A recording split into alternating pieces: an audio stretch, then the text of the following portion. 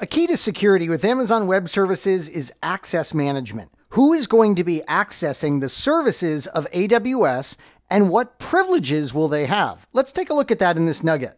When you first sign up for Amazon Web Services, you create what's called a root account.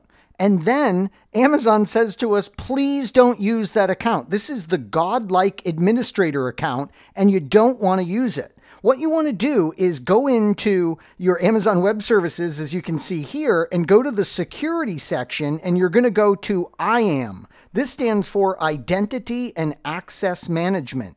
So we go into this area, and you're going to notice something right away. There's these security status checks that you should go through. Let's run through them quickly.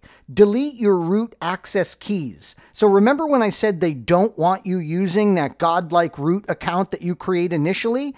Well, they want you to go in and they want you to make sure you delete the access keys for that account. And this is going to make sure that no one could breach those. You can certainly store those and secure those locally so you can occasionally use the root account, but you don't want them stored up in Amazon Web Services for no reason. Then we have MFA. On the root account, at the very least, maybe all of our accounts, we want to enable multi-factor authentication. In the exam environment, if you're interested in the exam, anytime you see MFA, that's multi-factor authentication, it might also be abbreviated MF for just multi-factor. What this means is we're going to need like our password and a code that we enter that is displayed on our mobile phone. So now we have to know something, the password, and have something, our mobile phone, in order to get in.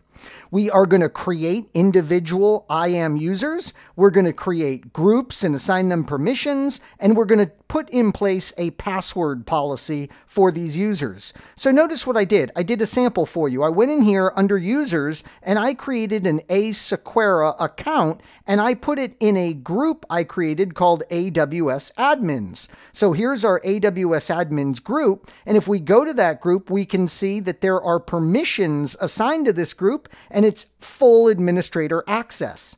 Notice there's also roles in identity and access management. These are great.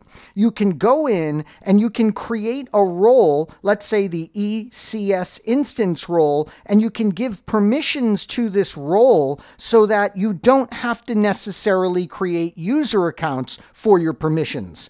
Let's say that we are going to have an EC2 instance, one of our virtual machines, need to access S3, the main storage service of Amazon Web Services.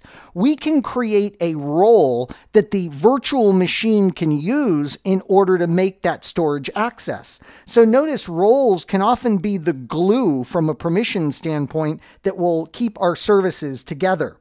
You can also go in and create sophisticated policies. So you could go and create a policy or pick from one of the built-in policies that's going to allow the exact permissions that you need. Notice also that we have the ability to connect the Amazon Web Service directory service to other directory services. So maybe we want to connect the Facebook user account system into the Amazon Web Service account system. This is possible thanks to our ability to create many different and connect to many different identity providers. Now, one more thing I wanted to show you in here is notice that there's this encryption keys area.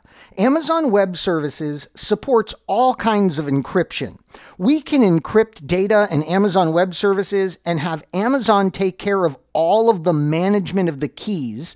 These are essentially passwords. We can have them handle all of that. Or we can do encryption of information in the cloud and we can handle all the password or keying information. So lots of excellent options when it comes to encryption and your cloud resources.